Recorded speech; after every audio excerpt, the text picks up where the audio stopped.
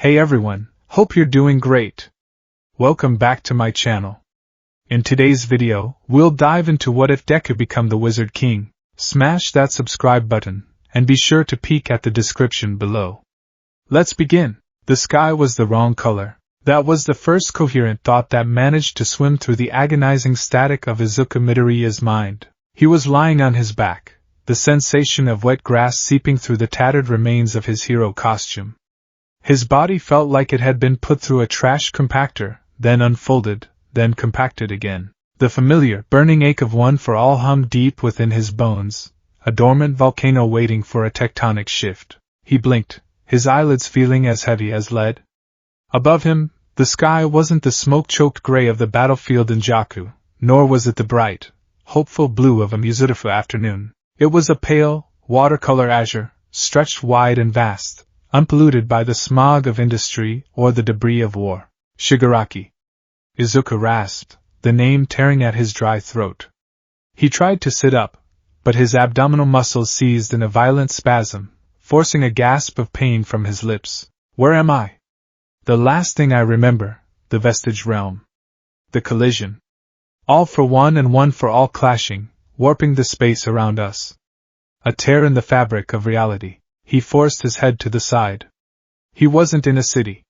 There were no skyscrapers, no paved roads, no sirens wailing in the distance. He was in a field, surrounded by crops that looked vaguely like potatoes but wrong. And in the distance, looming over the horizon like a tombstone for a dead god, was a skull, a gigantic, bleached white skull of a creature that defied biology. It sat atop the hills, casting a long, ominous shadow over a small, dilapidated village. Is that a villain's quirk? Izuku muttered, his analytical mind trying to reboot despite the concussion he surely had. Gigantification? No, the bone structure is distinct. Horns. Something primal. He tried to activate Danger Sense, the fourth user's quirk. It usually buzzed like a relentless insect at the back of his skull. Now, it was silent. But it wasn't the silence of safety. It was the silence of holding one's breath. The air here felt heavy. Thick. It wasn't humidity. It was an energy. It felt like walking through a room full of static electricity, prickling against his skin. Hey! Are you alive down there? The voice was loud, brash, and shockingly close. Izuku flinched, ignoring the pain, and scrambled into a defensive crouch. Green lightning sparked momentarily around his skin, full cowling, before sputtering out as his exhaustion caught up with him. He fell back onto his elbows, breathing hard. Standing over him were two boys. One was short, with ash-blonde hair that stuck up in every direction and eyes that burned with an intense, almost manic energy. He wore a tunic that looked like it had seen better days. The other was tall, slender, with dark hair and a calm, aloof expression that reminded Izuku painfully of Todoroki, though the eyes were sharper, amber-colored. He's moving! The short one yelled, turning to the tall one. You know. I told you he wasn't a corpse. Corpses don't glow green. I never said he was a corpse, Asta, the tall boy replied smoothly. I said he looked like he fell from the skull. Which would make him dead. The short boy, Asta, leaned in, his face inches from Izuku's. Hey! Who are you? You look like you went through a meat grinder. And what are those clothes? Is that metal on your legs? Are you a noble? You don't look like a noble. You look like a beat-up potato. Izuku stared at them. They were speaking Japanese, yet the intonation was slightly archaic, the cadence different. Or perhaps, no, his brain was too foggy to analyze linguistics. Izuku tried to speak, but the adrenaline dump was fading, leaving him trembling. I'm a hero. A hero? Asta tilted his head, blinking. Like a magic knight? Magic knight? Izuku repeated the words, foreign on his tongue. The world spun. The giant demon's skull seemed to tilt. I need to find Gran Torino. His vision went black, the last thing he heard being the loud, panicked screaming of the ash-blonde boy. When Izuku woke up next, the smell of wood smoke and stew filled his nose. It was a comforting, rustic scent. He was lying on a bed that was little more than straw stuffed into fabric, but the blankets were warm. Oh, thank goodness. You're awake. Izuku opened his eyes to see a woman in a nun's habit leaning over him. She had kind eyes and a gentle smile, holding a damp cloth. Beside her stood an older man with a mustache that bristled with worry, dressed in priest's robes. Careful now, the priest said, waving his hands anxiously. You were in bad shape, son. Broken ribs, exhaustion, and cuts everywhere. Sister Lily healed what she could with her water magic, but you need rest. Water magic? Izuku sat up slowly, clutching his chest. The pain was duller now, manageable. He looked at his hands. The scars, battle-worn and twisted from years of breaking and healing, were still there. He was still him. Yes, water magic, Sister Lily said softly. I'm not a noble, so my healing isn't powerful, but it closed the worst of the wounds. Izuku looked around the room. It was a church, seemingly built of wood and stone, humble and worn. Where am I? Is this Japan? The priest, Father Orsi, exchanged a confused look with Sister Lily. Japan? Is that a village in the Diamond Kingdom? You're in Hage Village, son. The Clover Kingdom. Specifically, the Forsaken Realm. Clover Kingdom. Diamond Kingdom. Forsaken Realm. Izuku's heart hammered against his ribs. These weren't places on any map he had memorized. And he had memorized all of them. The atmosphere, the thick air he felt earlier, the giant skull, the mention of water magic as if it were a utility and not a specific quirk registry. I'm not in my world anymore. The realization should have terrified him. In a way it did. But panic was a luxury a hero couldn't afford. He took a deep breath, forcing his mind into analysis mode. I see, Izuku lied, his voice steadying. My head is still a bit fuzzy. I think I hit it hard. I'll bet. The door slammed open, and the loud boy from before, Asta, marched in, carrying a basket of firewood. You fell out of the sky. I saw it. There was this weird crack in the air, and then you hit the dirt. I thought you were a shooting star, but you're just a guy. Asta, quiet down. Father Orsi scolded. Asta ignored him, dropping the wood and rushing to the bedside. I'm Asta. That guy lurking in the doorway is Yuno. He's too cool to come in. Yuno stepped into the light, crossing his arms. I'm just making sure he isn't a spy. A spy? Asta laughed. Look at him. He looks like he cries if he stubs his toe. No offense, green guy. Izuku offered a weak, nervous smile. I'm Izuku. Izuku Midoriya. Izuku, Asta tested the name. Weird name. Sounds foreign. So, Izuku, what's your magic? You glowed green earlier. Was that wind magic? Lightning? Enhancement? Magic? Izuku looked at his hands. In his world, 80% of the population had quirks. Here, it seemed everyone had magic. The parallel was striking. But the energy source was different. Izuku hesitated. If he said he had a quirk, they wouldn't understand. If he said he had no magic, it might be true in this world's context. He couldn't feel this mana inside him, only the stockpile of one for all. I don't have magic like you do. I use physical reinforcement. A unique power. Physical reinforcement? Asta's eyes lit up, stars practically shooting out of them. Like muscles? Sort of? Did you hear that, Yuno? Asta whipped around. He uses muscles. Just like me. I knew it.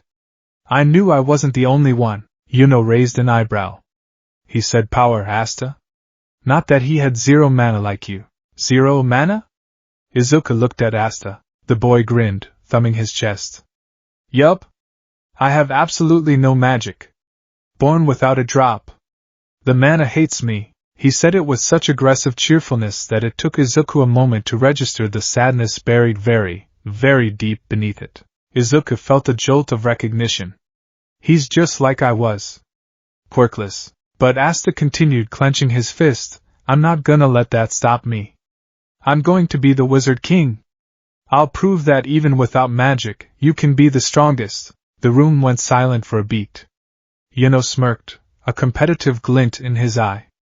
Not if I become the Wizard King first. In your dreams, handsome jerk. Izuku stared at Asta. The declaration was so familiar. It was the same impossible dream Izuku had clung to for years. I'm going to be a hero, just like All Might. A warmth spread through Izuku's chest, dispelling the cold fear of being lost in a strange dimension. He wasn't home, but he was somewhere familiar. He was in a place where dreamers fought against the odds. I believe you, Izuku said softly. Asta stopped yelling. He looked at Izuku, surprised. Usually people laughed. Even Father Orsi looked skeptical most of the time. You do? Yeah, Izuku smiled, the true, blinding smile of someone who has walked through the fire. If you work harder than anyone else, you can do it. Asta grinned back, a wide, feral expression of joy. I like this guy. Orsi, can we keep him? He can sleep in the barn. He is not a stray dog, Asta. Orsi sighed, rubbing his temples.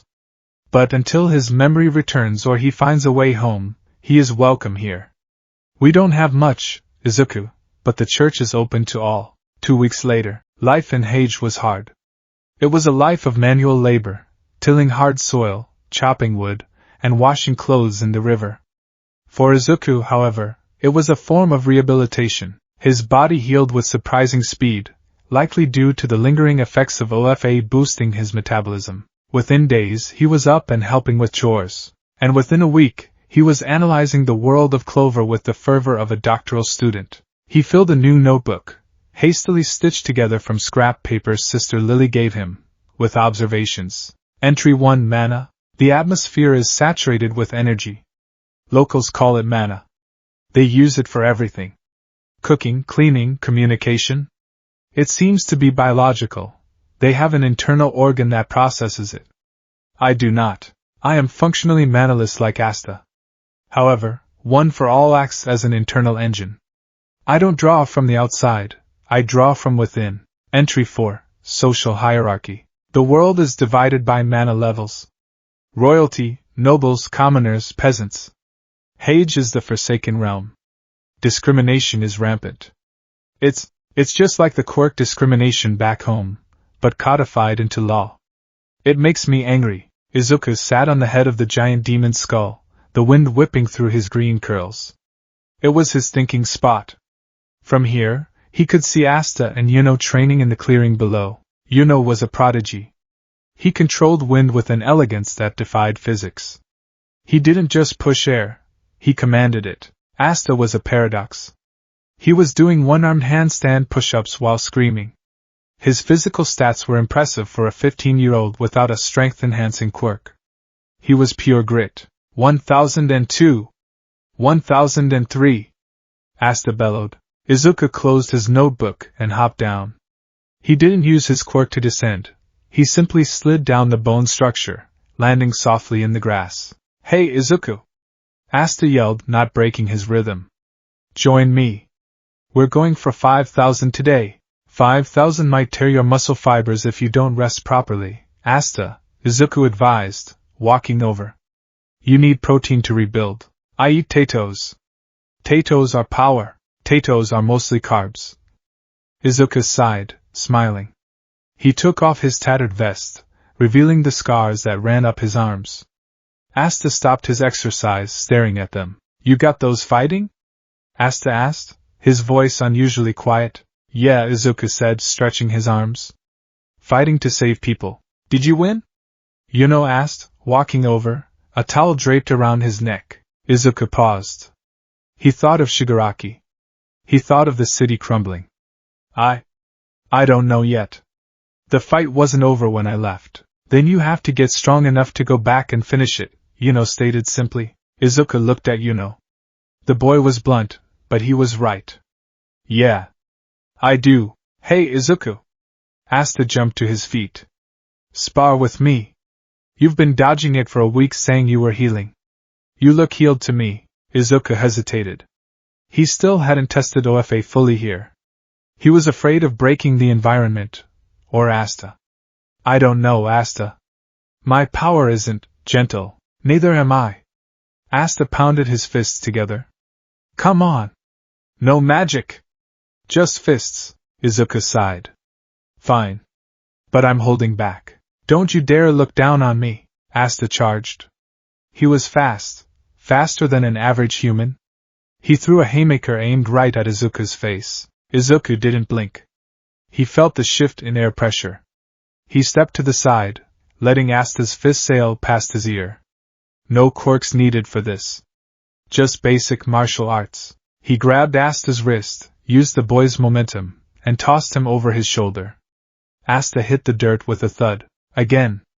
Asta bounced up instantly, spitting out grass. He came in lower this time, tackling. Izuku engaged full call at 1%. Just a spark.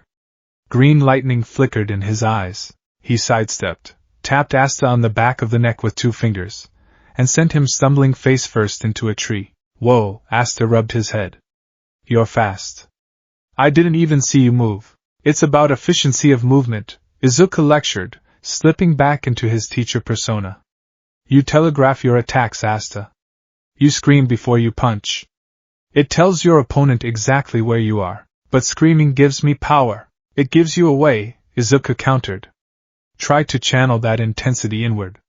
Tighten your core. For the next hour, Izuku Midoriya, the successor of All Might, taught Asta, the future Wizard King, how to throw a proper punch. Yuno watched from the sidelines, his eyes narrowed in calculation, recognizing that the stranger was far more dangerous than he looked. The sun began to set, painting the sky in hues of violent orange and purple. The trio began their walk back to the church, the smell of Sister Lily's dinner wafting through the village. Suddenly, the ground shook. It wasn't a tremor. It was a rhythmic thudding. Thump. Thump. Thump. What is that? Yuno stopped, looking toward the forest edge. A scream pierced the air. Help! Run! From the tree line, a creature burst forth. It was a boar, but monstrously transformed. It stood twice the height of a house, its tusks glowing with volatile red mana. Its eyes were pure white, rolling in madness. A boar of the redwoods! Asta yelled. Why is it this far out? Those things usually stick to the mountains. It's rampaging, Yuno noted, his grimoire-less hands raising.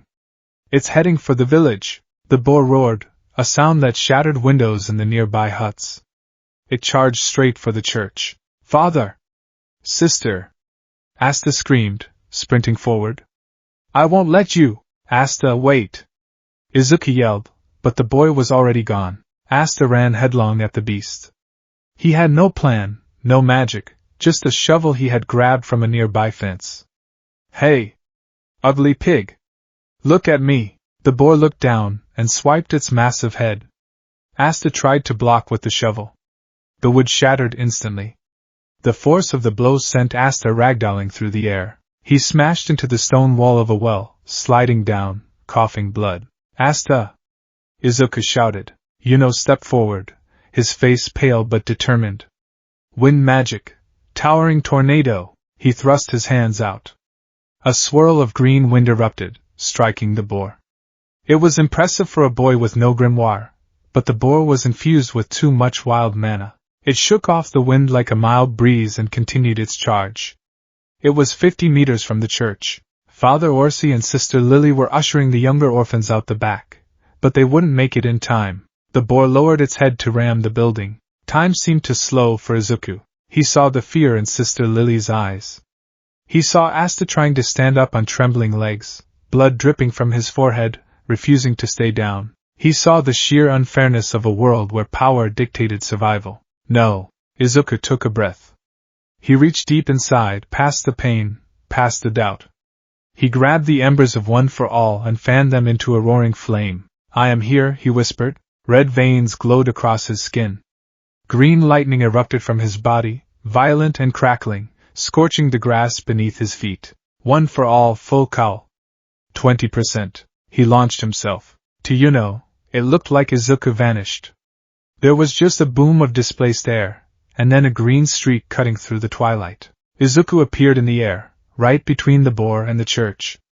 He was floating for a split second, Nana's quirk engaging instinctively. He pulled his right arm back, the power screaming through his muscles, the pressure immense. Stay away from them. He didn't use a complicated technique.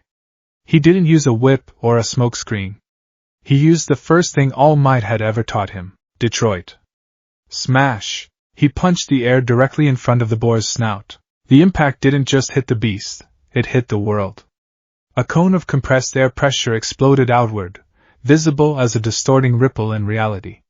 The sound was like a thunderclap detonating at ground level. The massive boar didn't just stop. It was lifted off its feet.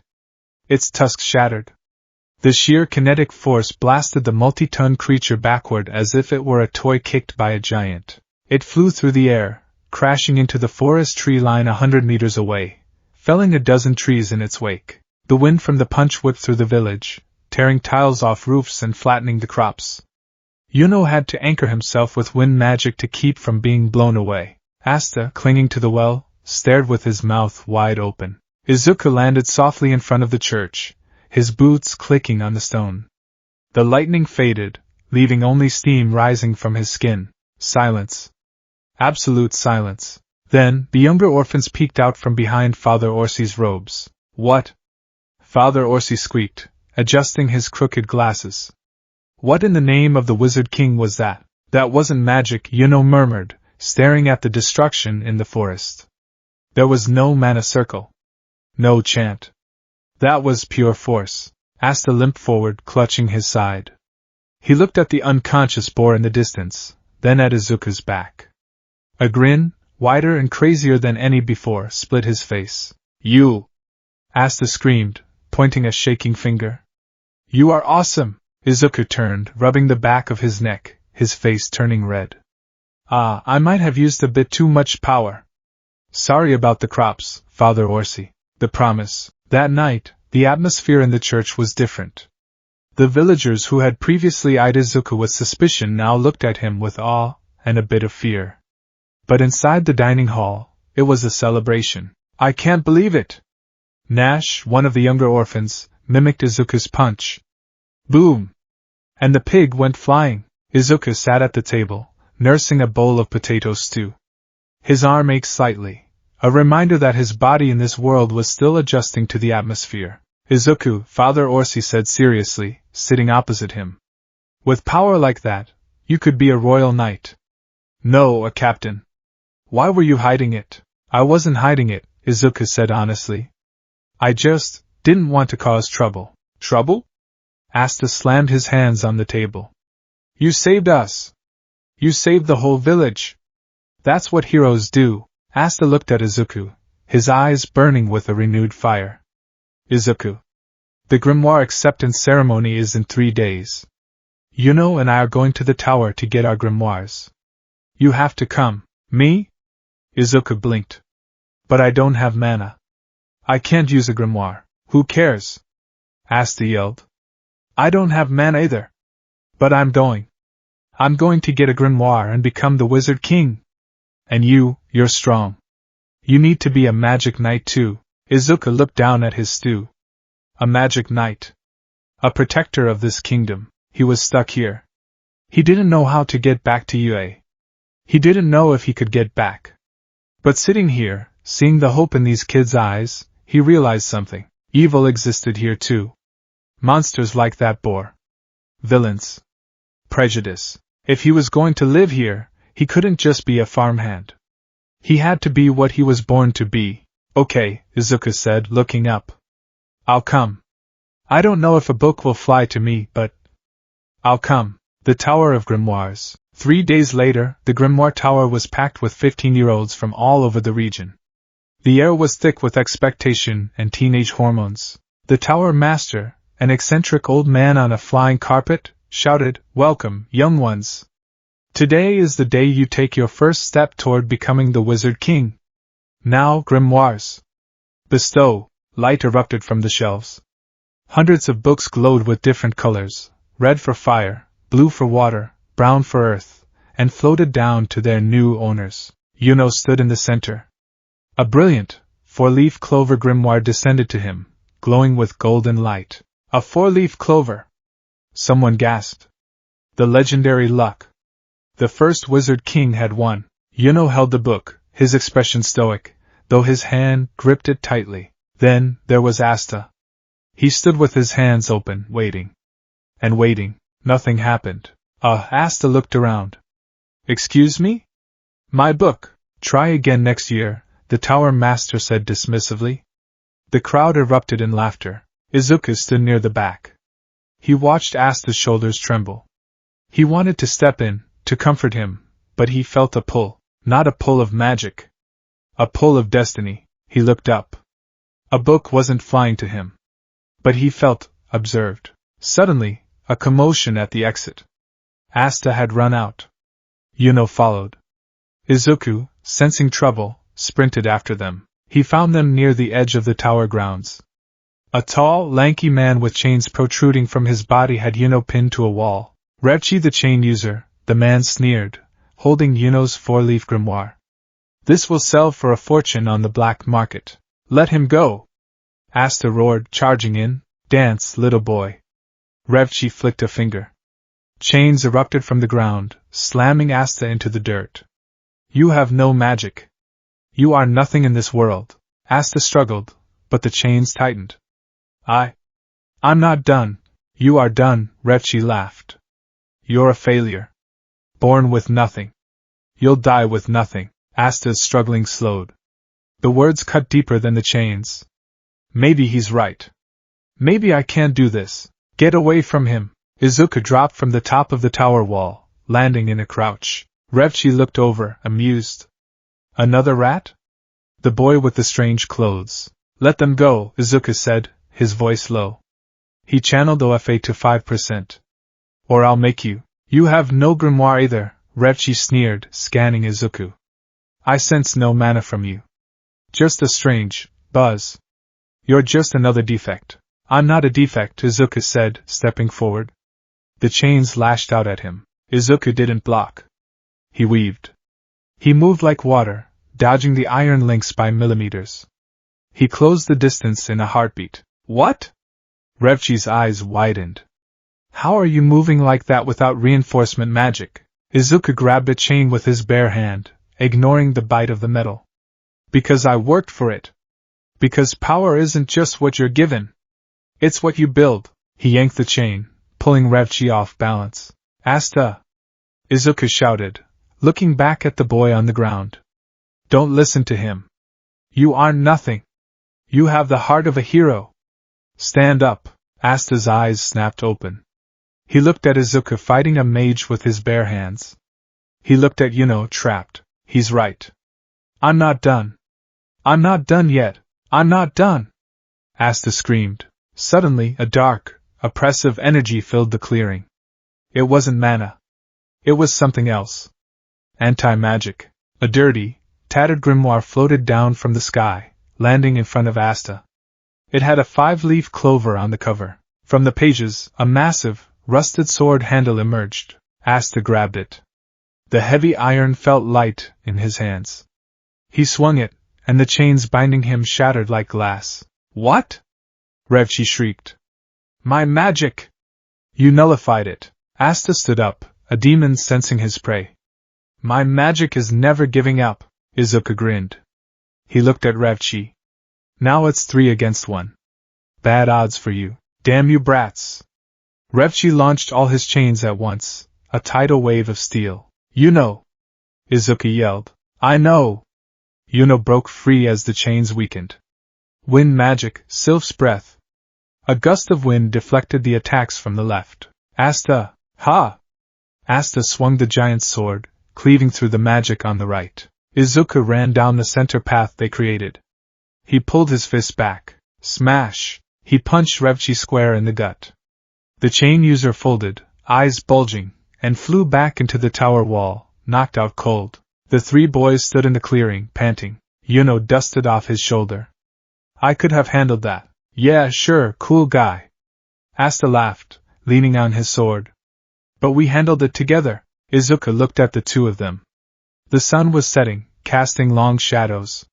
He felt a sense of belonging he hadn't felt since Class 1A. So, Asta said, pointing his sword at the capital in the distance. Magic Knight's exam. 6 months. I'll be there, Yuno said. Me too, Asta grinned. He looked at Izuku. What about you, Izuku? You gonna be a farmer with that punch? Izuku looked at his fist. He looked at the sky. Somewhere out there, his friends were fighting. But right here, right now, this world needed him too. No, Izuku smiled, his eyes flashing with the green lightning of One for All. I think I'll join you. I'm going to be a magic knight. Awesome! Asta high-fived him, nearly breaking Izuku's hand with his new strength. Let's go! We have to train! 5,000 push-ups, starting now! Right now! Right now! As the three boys argued and laughed under the shadow of the demon's skull, the gears of fate began to turn. The boy from another world had arrived, and the Clover Kingdom would never be the same. The royal capital of the Clover Kingdom was nothing like Muzurifu. Muzurifu was a sprawl of concrete, glass, and neon, a testament to modern engineering and quark-assisted construction. It was vertical, efficient, and loud with the hum of electricity. The royal capital, however, was a monument to something else entirely: grandeur. It was a city of concentric rings, rising in elevation as one approached the center. High stone walls separated the layers, marking the stark divide between the common realm and the noble realm. Castles with spiraling turrets pierced the sky, flags snapping in the wind.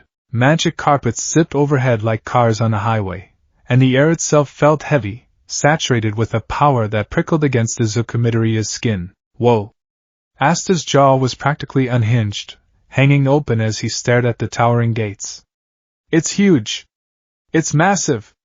It's the capital! Stop drooling, you'll dehydrate before we even sign up, Yuno said, though his amber eyes were scanning the architecture with a keen, appreciative glint. Izuku adjusted the strap of his yellow backpack, a patchwork creation Sister Lily had sewn for him.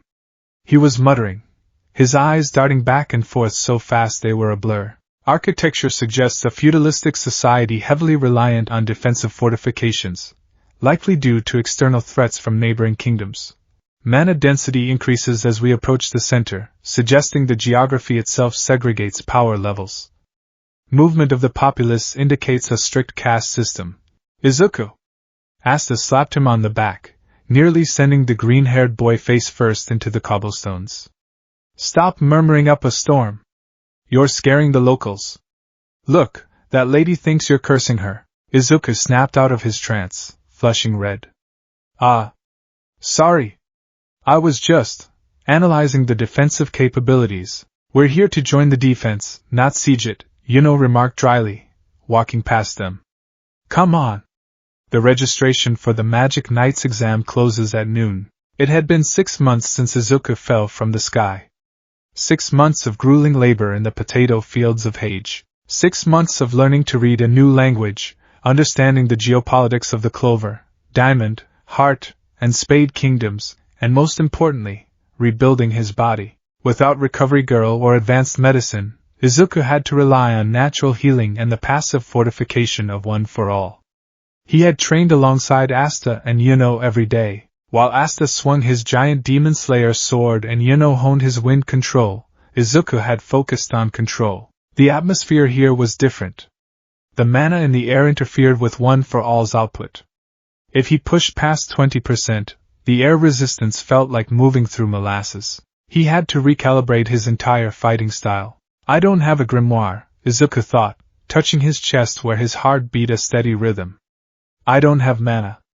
In this world, I am quirkless all over again. But, he clenched his fist, I am not powerless. The registration queue. The entrance to the Colosseum was a sea of aspiring mages. There were hundreds of them, creating a cacophony of boasts and spell demonstrations. I heard the Golden Dawn is looking for elemental users. I'm aiming for the Crimson Lion Kings. My fire magic is top tier. Did you see those 3? They look like they crawled out of a barn. Izuku, Asta, and Yuno stood in line. The disparity was immediate. Most candidates wore fine robes, polished leather, or carried ornate staffs. The Hage trio wore simple tunics and trousers. Izuku had managed to salvage his red high tops, which drew confused stares, and he wore a green tunic over a black undershirt, trying to mimic his old hero costume's color scheme. Next, the receptionist droned, Yuno. From Hage Village. The receptionist paused, looking at the 4-leaf clover grimoire Yuno placed on the desk. His eyes widened. Hage? The Forsaken Realm? With a 4-leaf? Very well. You are number 164. Next. Asta. From Hage Village. Asta slammed his dirty, 5-leaf grimoire onto the table. I'm gonna be the Wizard King. The receptionist looked at the grimoire. It was tattered, stained, and radiated an unsettling non-energy. Right. Number 165. Good luck, kid. Next. Izuku stepped up. He took a deep breath. Izuku Midoriya. Currently residing in Hage Village. Grimoire? The man asked, hand extended. I don't have one, Izuku said clearly. The chatter in the line behind him stopped. Silence rippled outward. The receptionist blinked. Excuse me? I don't have a grimoire, Izuku repeated. And I don't use mana. I utilize a unique form of physical reinforcement ability. No grimoire? No mana? The man scoffed, looking at his colleagues. Is this a joke? This is the Magic Knight's exam, boy. Not a labor recruitment center. Is there a rule stating a grimoire is mandatory? Izuku asked, his voice steady despite his sweating palms. I read the charter. It states any citizen capable of defending the kingdom may apply. It does not specify the method of defense. The receptionist frowned. He checked the rulebook. He flipped a few pages. He frowned deeper. Technically, no. But you're going to get yourself killed. I'll take the risk, Izuku said. Fine, the man stamped a paper with excessive force. Number 166. Try not to die in the first round. As Izuku walked away, the whispers erupted. Did you hear that? No grimoire? 2 rats from the Boonies and a manaless cripple. What a joke. They'll be weeded out instantly. Izuku ignored them. He was used to this. Deku. Useless. Quirkless. The words were different, but the tone was the same. It didn't hurt anymore. Not after UA. Not after the war. He walked into the arena, and was immediately assaulted. Caw! Caw! Small, ugly birds with angry eyes swarmed him. They pecked at his head, his shoulders, his arms. Ow! Hey! Cut it out! Izuku waved his arms, trying to shoo them away without using strength that would turn them into a mist of feathers. Get off me! Asta was screaming nearby, completely covered in the birds. He looked like a feathered abomination. Why do they hate us? Those are anti-birds, a voice sneered. They are attracted to people with low mana. The less mana you have, the more they peck. It's their way of telling you don't belong here. Izuku swatted a bird away and looked up. A young man with blonde hair and a haughty expression was leaning against the pillar, but Izuku barely registered him because, a few feet away, Yuno stood completely untouched. The birds gave him a wide berth, sensing his immense power. I see, Izuku muttered, pulling a bird off his ear. So it's a natural filtration system. Interesting ecology. Don't analyze them, get them off. Asta flailed, running in circles. He bumped into a large, towering figure. Ow, Asta rubbed his head. Hey, watch where you're. The figure turned. Izuku froze. His danger sense didn't just buzz, it screamed. The man was massive, draped in a black bull's robe, smoking a cigarette. He had a katana strapped to his hip and eyes that looked like they had seen the abyss and found it boring. The aura rolling off him wasn't just mana, it was darkness. Heavy, oppressive, and violent. You got a death wish, kid? The man grunted, grabbing Asta by the head with one hand. You ruined my count. I was at 32 seconds until I killed someone. Asta turned pale. I'm sorry. Sorry doesn't fix my mood. The man squeezed. Asta's skull creaked. Izuku's body moved on its own. He stepped forward, eyes locked on the man's muscular structure, calculating threat vectors. Right arm dominant. Center of gravity low. The sword is a quick-draw style. This man is a pro-hero level threat. No higher. Endeavor level? Sir, Izuku said, his voice cutting through Asta's screaming. The man, Yami Sukahiro, shifted his gaze to Izuku. His eyes narrowed. Ha! You want some too, broccoli head? You're a captain, Izuku stated, pointing to the robe. Killing an examinee before the exam starts would likely result in paperwork. And based on your disposition, you seem like the type who hates paperwork. Yami stared at Izuku. The crushing pressure in the air increased. Most people would have fainted. Izuku just stood there, knees slightly bent, ready to move. Yami held the stare for 3 seconds. Then he grinned. A shark-like, terrifying grin. You got guts, kid. Yami released Asta, who fell to the ground gasping. And you're right. Paperwork is a pain in the ass. You too, you're interesting. No mana, but you don't smell like victims. Captain Yami! A nervous voice called out. Please, the exam is starting. Yeah, Finral. Keep your panties on. Yami turned and walked away, waving a hand. Try not to die, runts. Izuku let out a breath he didn't know he was holding. That, Asta wheezed, rubbing his head, was scary. That, Izuku corrected, was the strongest person here. The captain's descent. The Colosseum was filled to the brim. In the center of the arena, the exam proctors gathered. High above in the stands, seated on plush thrones, were the 9 magic knight captains. Izuku looked up, his inner fanboy warring with his tactical mind. Silver Eagles, Nozel Silva. Mercury Magic. Versatile defense and offense. Crimson Lion Kings, Fugolian Vermilion. Fire Magic. High destructive power. Blue Rose, Charlotte Roselay. Briar Magic. Anti-man bias reported. Green Praying Mantises, Jack the Ripper. Slash Magic. Unpredictable. And at the center, the captain of the Golden Dawn, William Vengeance. The sky darkened. Vengeance stood up and opened his grimoire. Magic tree, descend. Enormous roots erupted from the sky, not the ground, the sky, twisting and turning to form a massive tree that descended into the arena. The roots formed a broom for every single examinee, hovering perfectly in rows. Amazing, Izuku whispered. It's like Kamui Woods, but on a planetary scale. The sheer volume of matter creation. Welcome to the Magic Knight's entrance exam. Vengeance's voice projected clearly without a microphone. I will be overseeing the tests. We will test your mana, your control, and your combat ability. Those who impress the captains will be drafted. Those who do not will leave. He gestured to the brooms. First test, flight. A magic knight must be mobile. Mount your brooms and fly. Test 1, the anomaly of flight. The arena was filled with wobbly levitation.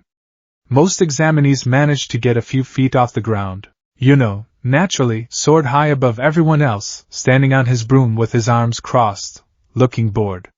He controlled the broom as if it were an extension of his own limbs. Look at him. He's a natural. On the ground, Asta was red-faced, straining every muscle. Fly. Why won't you fly? His broom lay dead on the grass. Without mana, the magical tool had no engine to run on. It's no use, Asta, a examinee sneered. Go home, peasant. Izuku stood next to his broom. He had tried to channel Oafei into it, but as he suspected, the wood didn't respond to bioelectricity or kinetic stockpiling. It was a dead stick to him. I can't use the broom. But the objective is flight. Izuku looked up at the captains. They were watching. If he stayed on the ground, he failed. Well, Izuku muttered. Nana, don't fail me now. He closed his eyes. He reached into the core of One for All, bypassing the strength enhancer, bypassing the danger sense, and grasping the yellow light of the 7th user. Float. Izuku took a deep breath. He didn't jump. He simply detached from gravity. His feet lifted off the grass. He rose slowly, steadily. He hovered 10 feet in the air, right next to his floating broom, which he grabbed and held like a prop. Hey! Look at that guy! Someone shouted. He's flying, but he's not sitting on the broom? Is he holding the broom up? That's backward. Up in the stands, the captains leaned forward. Curious, Fugolian touched his chin. I sense no mana from that boy. How is he levitating? Is it wind magic? Nozel narrowed his eyes. No. The air is still. He is simply disregarding gravity. He looks like a balloon, Jack the Ripper cackled. I want to pop him. Yami blew a smoke ring. He's cheating. Or he's doing something so advanced we can't see the strings. Either way, it works, Izuku sweated. Float was mentally taxing, especially while trying to make it look casual. He wasn't soaring like but he was airborne. He looked down at Asta, who was still screaming at the wood. Sorry, Asta, Izuku whispered. I can't help you with this one. Test 2-3, Power and Control. The next tests were designed to filter out the weak. Test 2, Magic Power Release. Candidates were asked to blast a brick wall with their strongest spell. Yuno obliterated his wall with a wind scythe. Asta hit the wall with his head, bleeding profusely, but the wall remained standing. He screamed in frustration. Izuku stood before the reinforced stone wall. He took a stance. No mana to project. So I have to project force. One for all, 20%. Green lightning crackled. The examinees gasped. Is that lightning magic? It's confined to his body. Reinforcement? Izuku pulled his fist back. He didn't touch the wall. He punched the air 6 inches in front of it. Air force. The compressed air cannon slammed into the bricks. It wasn't a piercing laser. It was a blunt force trauma.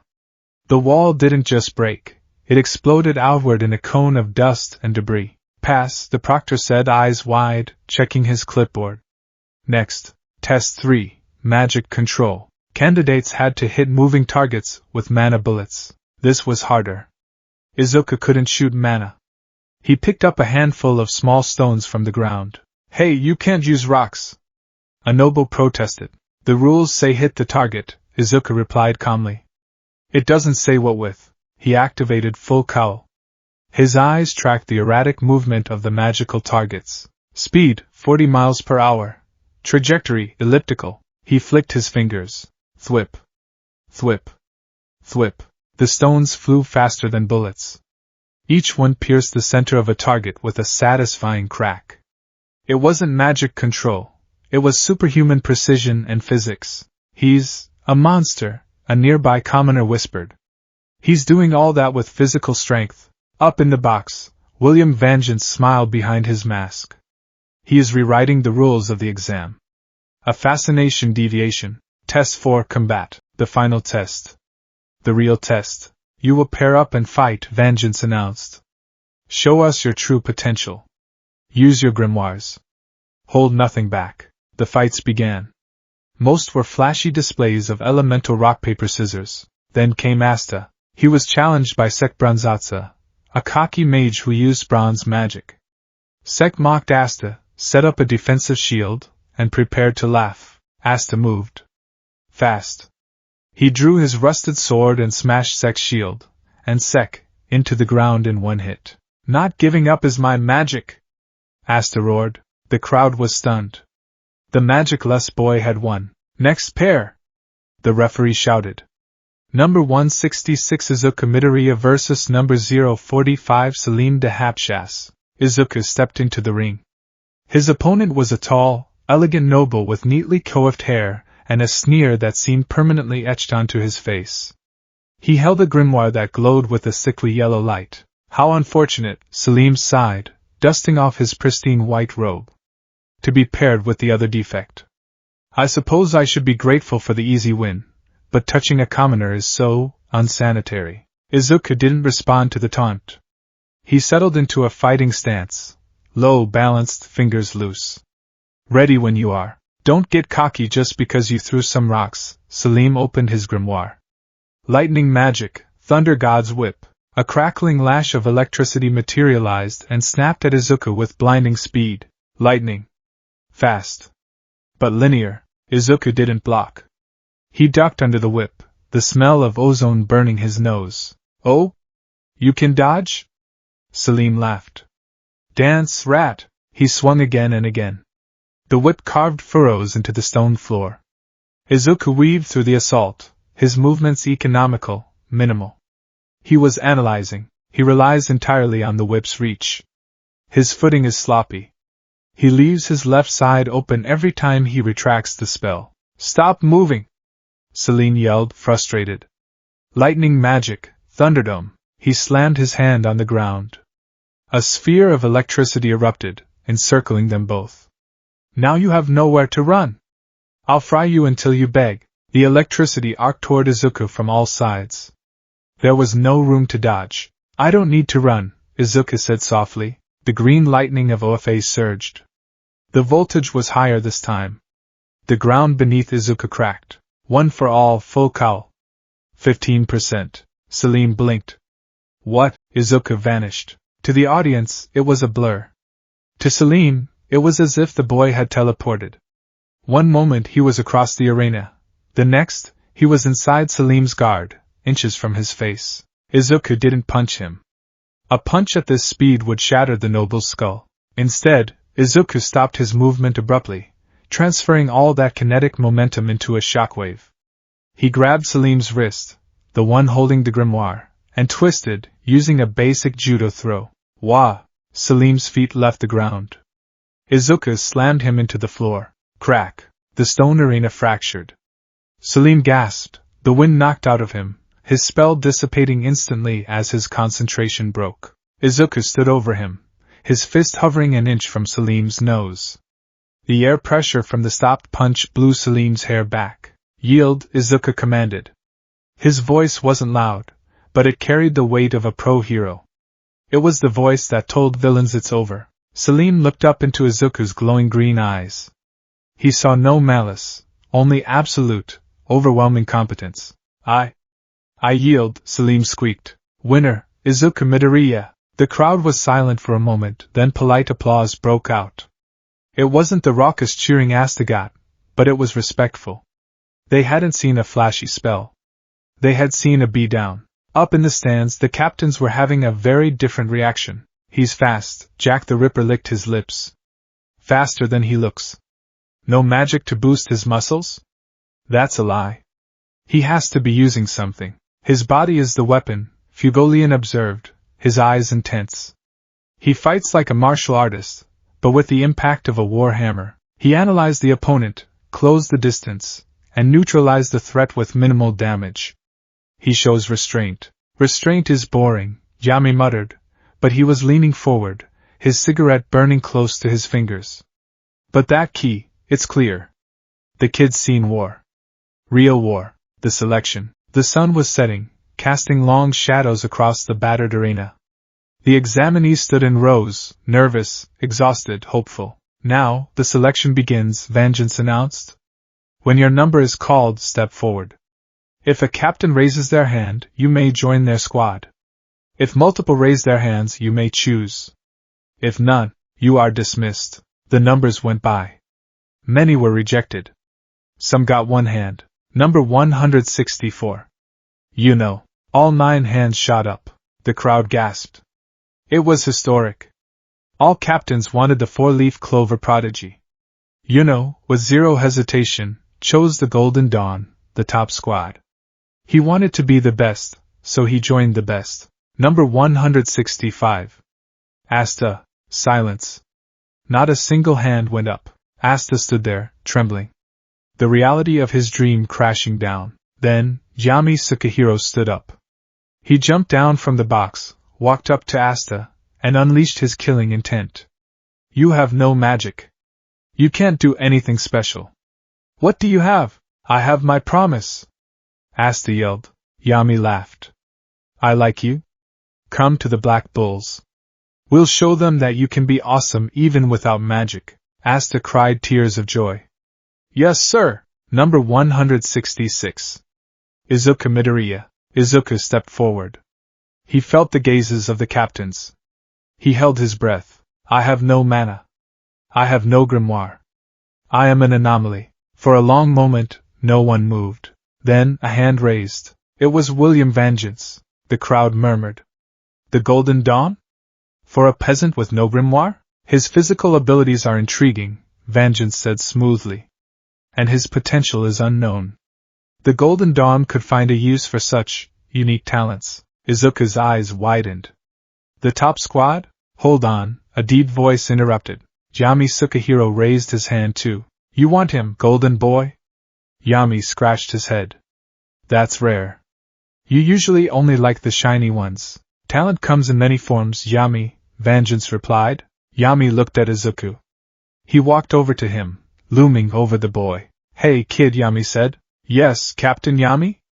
Izuku looked up, meeting his gaze. You're not from around here, are you? Izuku stiffened. I'm from Hage. Nah, Yami waved his hand. I don't mean the village. I mean here. He gestured vaguely to the world. Your key, It speaks a different language. You smell like ozone and burnt rubber. You fight like you're carrying the weight of the world on your back, but you smile like a damn idiot. Izuku stared at him. Yami was the first person to see through him completely. The Golden Dawn is all about order, perfection, and nobility, Yami continued, blowing smoke into Izuku's face. You look like you need a place where things are a bit more messy. A place for strays. Yami extended a hand. We're the Black Bulls. We're the worst squad. We're reckless, destructive, and everyone hates us. But we don't care about nobility or mana levels.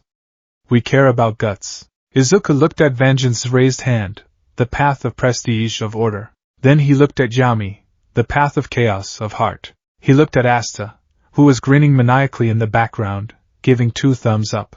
Izuku thought of UA. He thought of Class 1A. A group of misfits who became family. Izuku bowed deeply to Vengeance. Thank you for the offer, Captain Vengeance. It is an honor. Then, he turned to Yami. I think I function better in the mess, sir. Yami grinned. Good answer. I choose the Black Bulls. All right. Asta tackled Izuku in a hug. We're together. We're gonna be Black Bulls. Get off me, you midget. Izuku laughed, struggling under the grip. Yuno watched them from the Golden Dawn section, a small smile playing on his lips. Don't fall too far behind, you two. Conclusion. As the sun finally dipped below the horizon, Izuku Midoriya stood with his new squad. He looked at the black bull robe Yami tossed at him. It was heavy. He put it on. He was a long way from Japan. He was a long way from All Might. But as he stood next to the boy with no magic and the captain of the outcasts, Izuku felt something he hadn't felt since the war began. He felt like he was starting over. All right, runts! Yami yelled. Let's go home. Finral, open a portal. I need to take a dump. Please don't say that in public, Captain. Finral cried. Izuku smiled, clutching the Black Bull insignia. I am here. The base of the Black Bulls was not a building. It was a biological organism of chaos. Izuku Midoriya stood in the main common room, a broom in his hand, staring at the scene before him with a mixture of horror and awe. It had been 3 days since he joined the squad. In those 3 days, he had seen more property damage inside this house than he had seen during villain attacks in Muzurifu. Die! Die! Die! Luck Valtia, the smiling battle maniac, was currently sprinting along the walls, throwing lightning orbs at Magna Swing. Quit runnin', you lightning freak! Stand still so I can bat you! Magna roared, swinging a baseball bat made of flames. A fireball missed Luck, careened off the ceiling, and set a table on fire. Vanessa and Oteka, clad in nothing but her lingerie, lazily lifted a finger. A thread of magic snuffed out the fire and simultaneously refilled her wine glass. More wine, please, she slurred, draping herself over the sofa. Meanwhile, Gauche Adley was showing a picture of his sister to a potted plant, threatening to mulch it if it didn't agree she was an angel. Gordon Agrippa was whispering something into a doll in the corner, and Asta was doing sit-ups while hanging upside down from the chandelier. 2004. 2005. How is the ceiling holding him? Izuku muttered, his eye twitching. Structural integrity analysis suggests that chandelier is cast iron, but the plaster. Creak. The chandelier groaned. Asta, get down! Izuku dropped the broom and activated full cowl, 5%. He leaped up, grabbing Asta by the ankle just as the plaster gave way. With a precise twist of his body in midair, utilizing a micro-burst of float to correct his trajectory, Izuku landed softly on the floor, holding Asta like a sack of potatoes while the chandelier crashed next to them, shattering into a million crystal shards. Silence descended on the room. Everyone looked at the broken chandelier. Then they looked at Yami Tsukahiro, who was sitting on the toilet in the bathroom, the door having just kicked open due to the vibration. Who? Yami's voice was low, rumbling like an earthquake. Who interrupted my dump? It was Asta! Magna pointed instantly. It was Magna! Luck pointed at the same time. It was gravity! Asta yelled. Yami walked out, buttoning his trousers, a dark aura enveloping him. I'm docking everyone's pay. Except the broccoli kid. He actually tried to save the furniture. Izuku sighed, releasing Asta. Captain Yami, we really need a chore roster. The dust accumulation in the East Wing is a health hazard, and the food storage is disorganized. Charmy keeps eating the rations because they aren't labeled do not eat. La? Charmy popped out from under a table, a half-eaten loaf of bread in her mouth. You want to organize this dump? Yami picked his nose.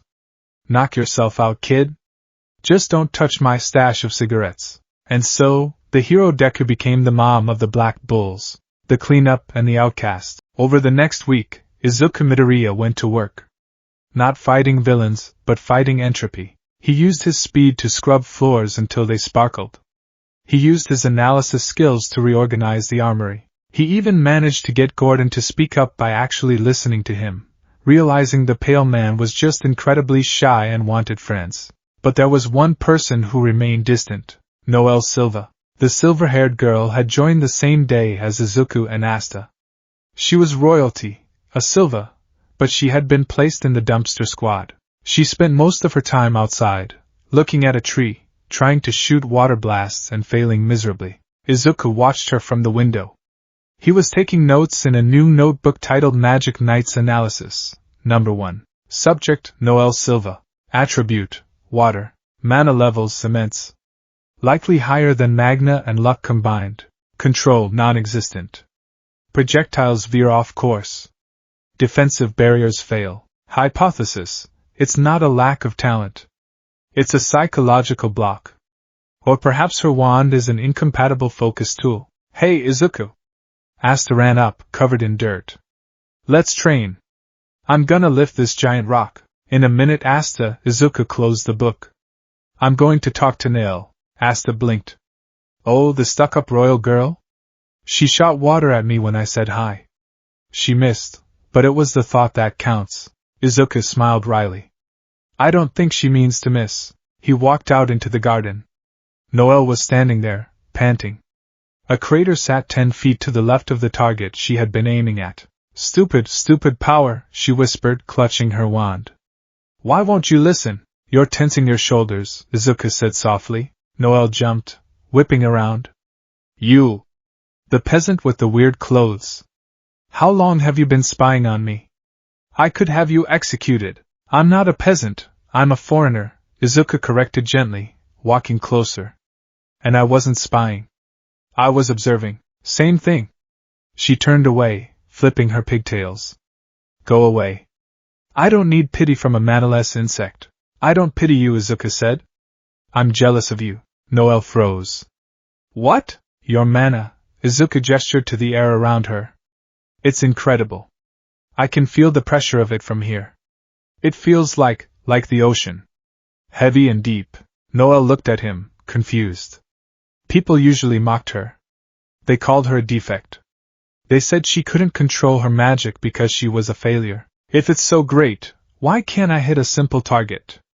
She bit out, her voice trembling. Because you're afraid of it, Izuku said. He walked up to the target, a painted wooden board. You're afraid of hurting someone, aren't you? Or maybe you're afraid of failing, so your body flinches at the last second. He tapped the target. In my world, back where I came from, I had a friend. Well, he wasn't really a friend back then. He had an amazing power. Explosions. He was accurate, strong, and confident, but he was also terrified of being weak. Izuku looked at Noelle. You're trying to force the water. You're treating it like a weapon you have to fire. Try treating it like an extension of yourself. Like a limb, an extension. Noelle looked at her wand. Don't push the magic out, Izuku advised, mimicking a throwing motion. Guide it. Picture the water flowing to the target, not exploding at it. Noelle hesitated. She looked at the boy with the green curls and the earnest, scarred hands. He didn't look like a noble. He looked like a fighter. She took a breath. She raised her wand. Don't push. Guide. Water magic. Sea dragon's nest. She didn't aim for the target. She aimed for protection. A sphere of water erupted around her. It wasn't perfect. It was lumpy and unstable, but it held. I did it, Noelle whispered. The water didn't explode in her face. See? Izuku beamed, giving her a thumbs up. You just needed the right mindset. That barrier is dense. It could probably tank a serious hit. The water collapsed, soaking Noelle. Usually, she would scream. This time, she just looked at her hands. Humph, she scoffed, turning her nose up, though a faint blush dusted her cheeks. Don't think this makes us friends. I am royalty, and you are, well, you. Baby steps, Izuku chuckled. Hey! You guys! Magna ran out, waving a paper. Captain Yami wants us. We got a mission. A real one. The dungeon. The mission was simple on paper. Explore a newly discovered dungeon near the border of the Diamond Kingdom. Dungeons were ancient relics filled with traps, treasures, and magic items. They were also geopolitical hotspots. The team, Asta, Noelle, and Izuku, assigned as the babysitter/heavy hitter. Magna had let them take it as a rookie initiation rite, but Finral teleported them there, and Luck tagged along because he smelled a fight. The dungeon entrance was a gaping maw in a canyon wall, radiating a cold, ancient mana. Whoa! Asta shouted, his voice echoing. It's so dark and spooky. I love it. Keep your voice down, Noelle hissed, holding a small lantern wand. We don't know what's in here. Actually, Izuku said, tapping the mossy walls. The moisture levels indicate we're descending below the water table. And the mana here is stagnant. It interferes with sensory abilities. His danger sense was giving him a low, constant headache. It wasn't a sharp stab of immediate danger, but a thrum of environmental hostility. Luck, Izuku called out. Where are you going? Luck was already sprinting down a side corridor. I feel strong people that way. Bye. Luck, wait. The mission protocol. Izuku sighed as the boy vanished. He's gone. Okay. Asta, Noelle, stick together. We need to find the treasure vault before the Diamond Kingdom does. They ventured deeper. The dungeon was a labyrinth of shifting walls and magical traps. Click. Asta stepped on a tile. Trap. Izuku yelled. From the walls, spears of rock shot out. Asta, duck. Noelle, barrier. Asta dropped flat. Noelle panicked.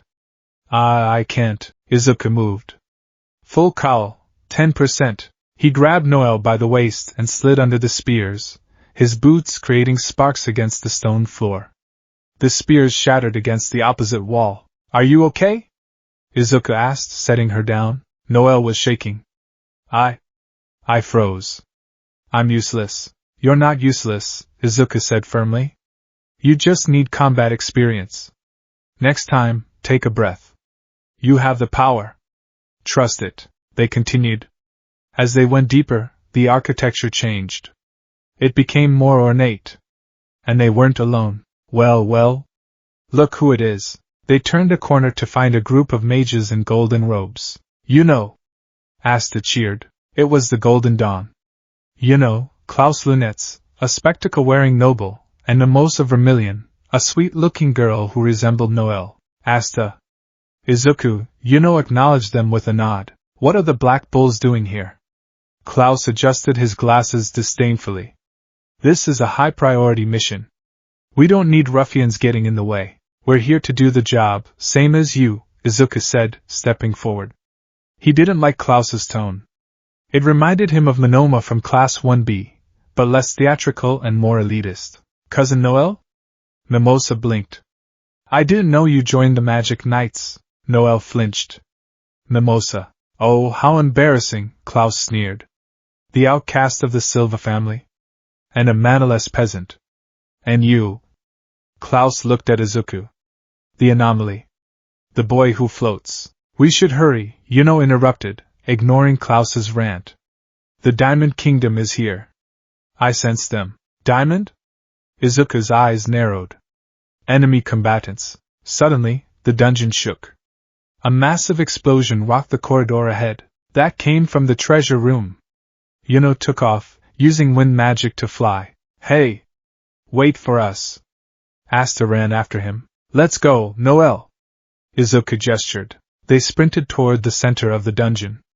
When they arrived, they found a massive cavern filled with gold, jewels, and ancient artifacts. But in the center stood a man. He was pale, with short hair and jewels embedded in his skin. He radiated a cold, mechanical mana. Mars, Klaus whispered, arriving behind Yuno. The Diamond Kingdom's secret weapon. A product of their human experimentation. Izuku stopped, analyzing. Gemstones embedded in flesh. Artificial enhancement? It reminds me of the Noma. Clear out, Mars said. His voice was monotone. Or die. He raised a hand. Mineral magic, Nemean armor, diamond clones sprouted from the ground, wielding massive crystal swords. Enemy engagement! Klaus shouted. Steel magic, blazing spiral lance. Klaus fired a massive steel drill. It hit Mars's crystal armor and shattered. What? Klaus gasped. My steel, broken? Diamonds are harder than steel, Izuku muttered. Mohs hardness scale. We need blunt force or extreme heat. Or, ha! Asta charged in, swinging his anti-magic sword. Clang! Asta's sword smashed into the crystal. It cracked, but it didn't shatter instantly. Mars was reinforcing it with immense mana speed. Anti-magic, Mars noted. Troublesome. Mars waved a hand. Crystals shot up from the ground, knocking Asta into the air. Before Asta could recover, a crystal golem punched him into a pile of gold coins. Asta! Noel screamed. Mars turned his gaze to the golden dawn. Yuno launched a wind scythe, but Mars simply grew a shield. The wind deflected harmlessly. He's too durable. Yuno gritted his teeth. Target identified, Mars said, pointing at Noel. Royal mana. High threat potential. Eliminate. A massive spear of diamond formed above Mars, aimed directly at Noel. Noel, move! Izuku shouted. She was frozen with fear again. The sheer killing intent from Mars was paralyzing. The spear launched. Izuku was too far away. He was 20 meters out. Even at 20% full cowl, he couldn't reach her before the spear did. He couldn't push her out of the way. I need to grab her. I need to pull her. He reached out his hand, desperation clawing at his throat. He thought of all the times he couldn't reach someone. He thought of Bakugo being taken. He thought of the falling debris. I need to catch her. Deep within the core of One for All, a bald, funky man in leather gear grinned. All right, ninth. Let's dance. KRAKKOM. It wasn't green lightning this time. From Izuku's right arm, black energy exploded. It wasn't mana. It was raw, condensed energy that looked like shadows, like ink, like the void itself. Tendrils of black energy shot out, moving faster than the diamond spear. They wrapped around Noel's waist. Get over here! Izuku roared. He yanked his arm back. The black whip retracted instantly, pulling Noel through the air just as the diamond spear slammed into the ground where she had been standing, shattering the stone floor. Noel flew into Izuku's arms. He caught her, sliding back a few feet from the momentum. The entire cavern went silent. Klaus's glasses slid down his nose. Dark magic? Is he related to Yami? No, Yuno narrowed his eyes. That's not Yami's darkness. It's something else. Izuku looked at his hand. The black tendrils were writhing, crackling with green sparks. They felt wild, angry, but obedient. Black whip? The fifth user's quirk. He had felt it bubbling under the surface for weeks, but the mana density of this world had made it hard to manifest. Now, the adrenaline had forced the door open. You okay? Izuku asked Noel. Noel looked at the black energy, terrified but safe. Yes. Izuku set her down gently. He turned to Mars. The black whips flared out from his shoulders like spider legs, 6 of them weaving in the air. You tried to hurt my teammate, Izuku said, his voice dropping an octave. His green eyes glowed ominously within the shadows of the dungeon. I can't forgive that. Mars tilted his head. Multi-attribute mage? Reinforcement and dark? Anomaly. Exterminate. Mars sent 3 crystal golems charging at Izuku. Izuku, look out! Asta yelled, pulling himself out of the gold pile. Izuku didn't dodge this time. Black whip, centipede. The tendrils shot out, grabbing the golems. With a roar of exertion, Izuku swung his arms. He lifted the heavy crystal monsters into the air and smashed them into each other. Crash! The golems shattered into dust. He's overpowering the diamonds? Klaus looked like he was about to faint. Physically? I'm not done. Izuku sprinted forward. Mars fired a barrage of crystal shards. Izuku used the whips not just to attack, but to move. He shot a whip at the ceiling, swinging like Spider-Man to dodge the barrage. He shot another whip at the floor to pull himself down quickly. His mobility was erratic, three-dimensional, and terrifyingly fast. He closed the distance to Mars. Get back! Mars encased himself in a giant diamond cocoon. Izuku landed in front of the cocoon. Asta! Now! Asta was already in the air, descending with his giant sword. Right. I'll hold it still. Izuku yelled. He wrapped all 6 whips around the smooth, hard surface of the diamond cocoon. One for all, Black Whip. Bind! He pulled. The veins in his arms bulged. The reinforced crystal groaned under the pressure. Izuku wasn't breaking it. He was anchoring it so Mars couldn't shift or spike. Asta came down like a meteor. Smaz! Asta borrowed the name. The anti-magic sword struck the crystal. Because Izuku was holding it under immense tension, the anti-magic didn't just cut it, it shattered the structural integrity entirely. The cocoon exploded. Mars stood there, eyes wide, his armor stripped away. Checkmate, Izuku whispered. He lashed out with one final whip, grabbing Mars by the chest plate and slamming him into the far wall.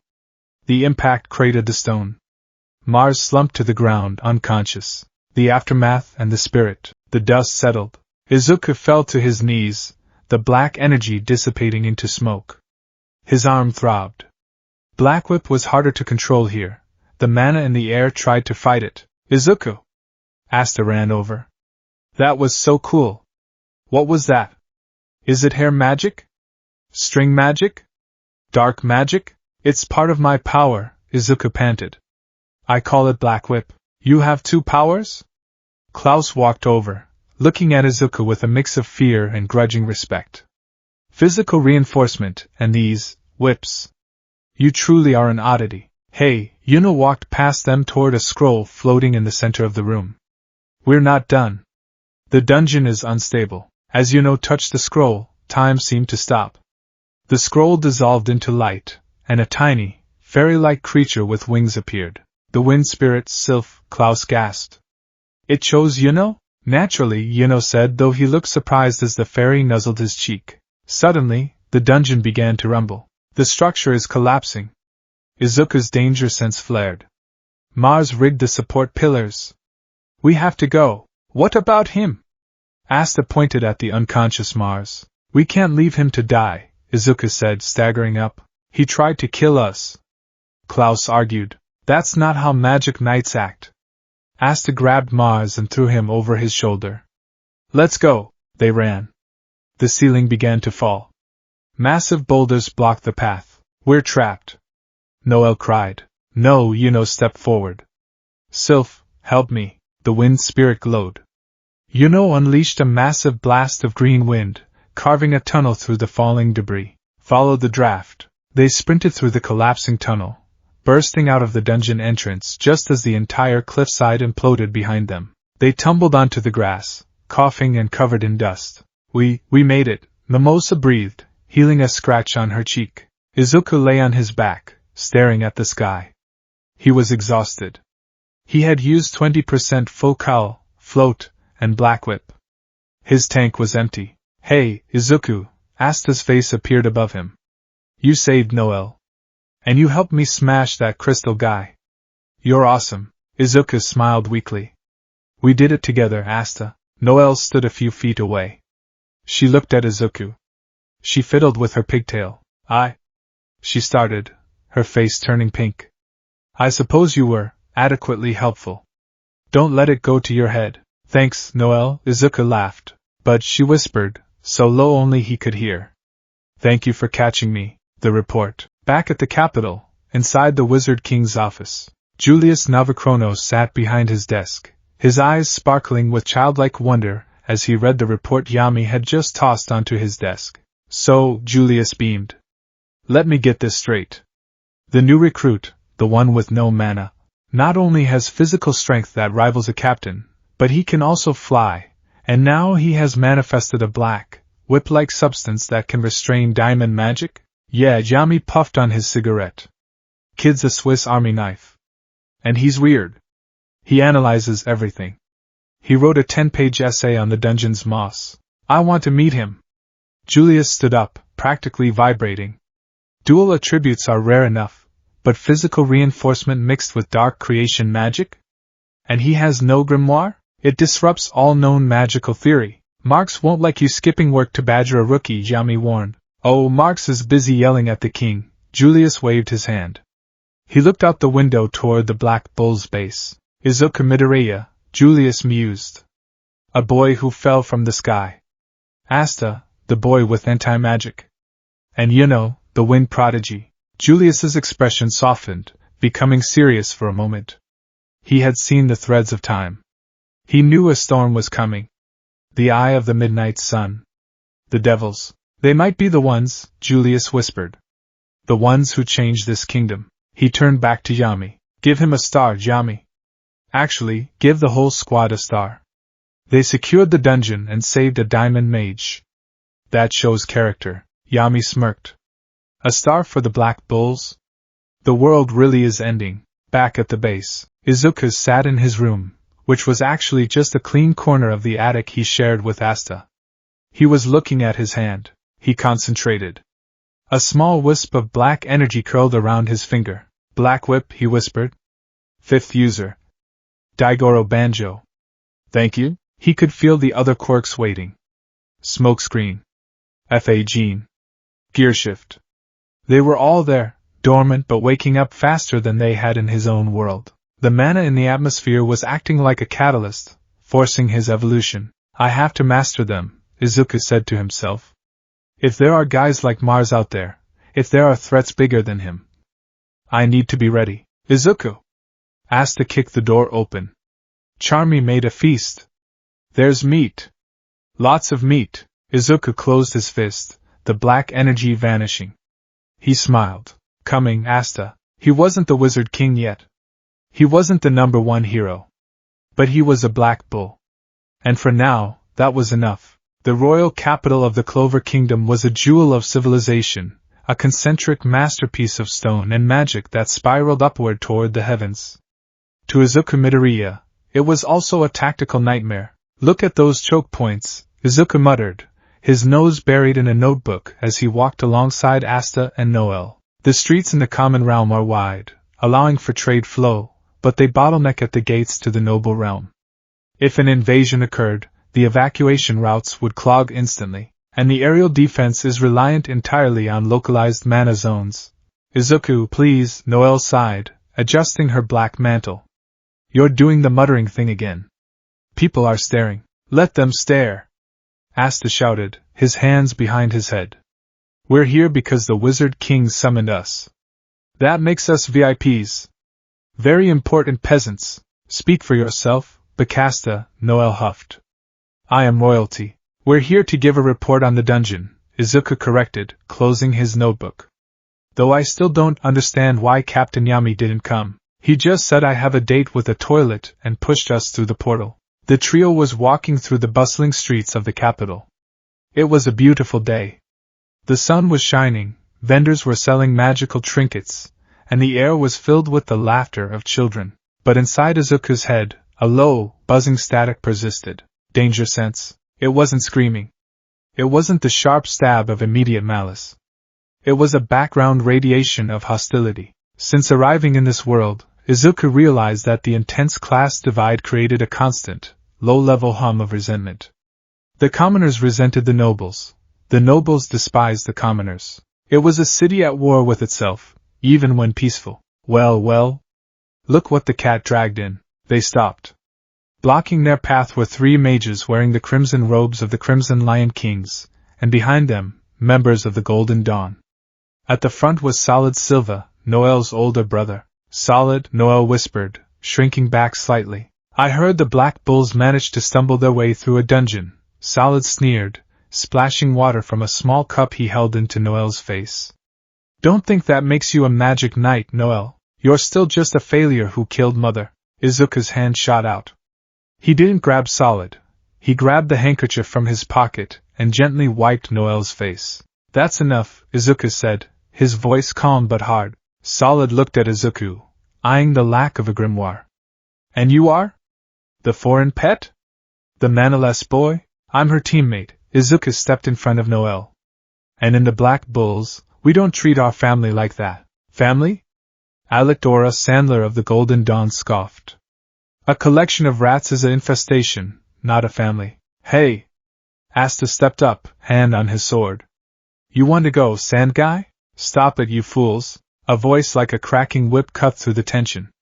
Leopold Vermilion, a boy with fiery hair and jagged teeth markings around his mouth, stepped forward. Fighting in the streets is beneath us, Leopold said, eyeing Asta and Izuku with curiosity rather than disdain. Though, I must admit, I am curious about the ones my brother Fugolian finds interesting. Before the confrontation could escalate, a siren didn't sound. A bell didn't ring. Instead, the sky shattered. The invasion begins. It happened in an instant. Black, swirling portals opened up all over the capital, in the sky, on the streets, on the sides of buildings. Danger sense exploded in Izuku's skull. The pain was so sharp he nearly dropped to his knees. It wasn't one source. It was hundreds. What is that? Noel gasped, looking up. From the portals, figures dropped. They weren't soldiers. They were corpses. Rotten, gray-skinned, mana-animated zombies. Kill them, a raspy voice echoed over the city. Kill the nobles. Kill the knights. Burn it all down. Floating above the central plaza was a man wrapped in bandages, only one eye visible. Raid Spirito. Enemy attack! Leopold shouted. Crimson Lions, engage! Chaos erupted. The zombies were slow, but they were relentless. And they were everywhere. Civilians screamed as the undead clawed at them. Magic blasts began to fly haphazardly. Asta! Noel! Izuku shouted over the din. We need to split up. What? Noel cried. But we should stick together. No!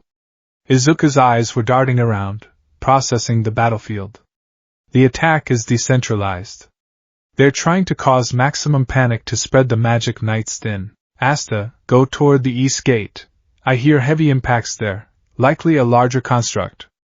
Noel, go to the market sector. Your water magic is perfect for crowd control and putting out fires. What about you? Asta asked, drawing his sword. I'm going to the center, Izuku said, staring at raids. I need to organize the defense. Right. Asta didn't question him. Don't die, Izuku. You either. The battlefield commander, Izuku sprinted toward the main plaza. He didn't run like a normal human. He moved in bursts of green lightning. One for all, full cal 10%. He leaped over a stall, kicking a zombie in the head mid-air, shattering its skull. He landed, grabbed a civilian woman who was frozen in fear, and shoved her into a stone alleyway. Stay down! Cover your head! He looked around. The situation was deteriorating. The lower-ranking magic knights, the ones who usually patrolled the streets, were panicking. They were firing spells wildly, hitting buildings and creating more rubble. Stop firing blindly! Izuku roared. A group of silver eagles looked at him. Who are you to give orders, peasant? I'm someone who is counting the civilians you almost just crushed. Izuku pointed. Your eye shards are ricocheting. Look at the enemy. They are mindless. They track movement and mana. A zombie lunged at the silver eagle. The knight flinched. Smash! Izuku appeared in front of the knight, delivering a right hook that vaporized the zombie's upper torso. The wind pressure blew the knight's hair back. Form a perimeter! Izuku ordered, his voice taking on the timbre of a pro hero. Shield mages in the front. Long-range mages in the back. Do not break formation. If you run, these people die. There was something in his voice, an absolute, unwavering conviction, that cut through their panic. Why, yes, sir! The silver eagle stammered, raising an ice wall. Izuku tapped his ear, wishing he had a comms earpiece. I have to do this the hard way. He jumped onto a roof. From this vantage point, he could see the flow of the battle. Raids was summoning more bodies. The zombies are limitless. Raids is a summoner type. To stop the army, we have to stop the general. But he's floating too high. Izuku saw a flash of fire nearby. Leopold Vermilion was fighting a dozen zombies, laughing. Leopold! Izuku swung down, using Black Whip to grapple onto a chimney and swing into the fray. Midoriya! Leopold grinned, blasting a zombie with a fire spiral. This is excellent training, isn't it? We need to clear the sector, Izuku said, landing back-to-back with him. Can you create a funnel? Use your fire to block the side streets and force them into the main avenue. A funnel? Leopold's eyes lit up. Ha! To group them up for a big finish? I like the way you think. Do it! Leopold unleashed a wall of flames, sealing the alleys. The zombies, driven by basic pathfinding, poured into the main street. Now! Izuku yelled to the Silver Eagles he had organized earlier. Concentrated fire. Aim for the heads. A barrage of ice and wind magic struck the gathered horde, decimating them in seconds. It worked! A knight cheered. Don't celebrate yet. Izuku was already moving. His danger sense flared again. A specific, terrified scream cut through the noise. It wasn't a random scream. It came from a high mana signature, the measure of a hero. Lord Augustus Kira Clover 13 was not having a good day. As the king of the Clover Kingdom, in title, if not in respect, he had been enjoying a stroll when the apocalypse started. His guards had been separated from him by a massive, multi-armed zombie. Stay back! Augustus shrieked, firing a pathetic bolt of light magic. Do you know who I am? I am the king, the zombie roared, raising a meat cleaver hand. Someone save me! Where is Julius? Where are the captains? The cleaver came down, clang. It didn't hit flesh. It hit black, writhing tendrils. Izuku stood between the king and the monster. 6 tendrils of Black Whip held the zombie's arm in place. You! Augustus blinked, trembling. You're that boy, the one without a grimoire. Izuku didn't look back. He was focused on the monster. This one was different. It had stitched skin, reinforced muscles. A named zombie. Get to safety, Izuku grunted, straining against the zombie's strength. You order me? Augustus sputtered. I am the king, then act like one and survive. Izuku snapped. He released the whip and ducked under a swipe. Gene build-up. He moved his legs in a rapid rhythm, dodging blows, building kinetic energy. 1, 2, 3. The zombie swung a backhand. Izuku ducked, charged the energy into his right leg, and unleashed a vertical kick. Manchester smash. His boot connected with the zombie's chin. The kinetic release was explosive. The zombie's head wasn't just kicked up, it was launched into the stratosphere. The body collapsed. Izuku landed, breathing heavily. He turned to the king. Are you hurt? Augustus stared at him. He saw a boy with dirty clothes, messy hair, and no magical aura. But he also saw the mountain of a monster lying dead at his feet. I am unharmed, Augustus mumbled. Good. Izuku turned away immediately. Get to the castle. The royal knights will protect you there. Wait! Augustus called out. Why? Why save me? You are a peasant. I have mocked your kind. Izuku stopped. He looked over his shoulder. The fires of the burning city reflected in his emerald eyes. Because you were in trouble, Izuku said simply. That's the only reason I need. High above, perched on a clock tower, Julius Navacrono watched. The Wizard King's eyes were wide. He didn't hesitate, Julius whispered to himself. He didn't care about status, or reward, or glory. He just saw a life that needed saving. Yami, you really found a diamond in the rough. The clash of ideologies. Izuku made his way to the central plaza. The air was thick with the stench of rotting meat and dark magic. Raid's Spirito hovered 10 feet off the ground, surrounded by his toys. You, Raids hissed, looking down at Izuku. The boy who jumps around like a flea. You're annoying. Stop this, Raids! Izuku shouted. You're hurting innocent people. Innocent? Raids laughed, a manic, broken sound. There is no one innocent in this kingdom. They cast me out. Because my magic was gross. Because I didn't fit their perfect noble mold. I was a magic knight, just like them. And they threw me away. Izuku froze. He looked at Raids' face, twisted with hate, but also with pain. I know what it's like, Izuku said softly. Raids paused. What? To be told you don't fit, Izuku clenched his fists. To be told you're useless. To be looked down on just because of how you were born. Don't mock me. Raids screamed. You don't know anything. You're a magic knight. You wear the robe. I have no magic, Izuku shouted back. Raids blinked. The zombies stopped moving for a second. What? I have no mana. No grimoire, Izuku stepped forward. In my world. I was part of the 20% who had nothing. I was bullied. I was told to give up. I was told to take a swan dive off a roof. Raids stared at him. For a moment, the madness in his eye wavered. A connection formed, two outcasts. Then why? Raids whispered. Why do you fight for them? Why don't you want to burn it all down? Because destroying everything doesn't fix the pain. Izuku yelled, tears pricking the corners of his eyes. It just creates more people like us.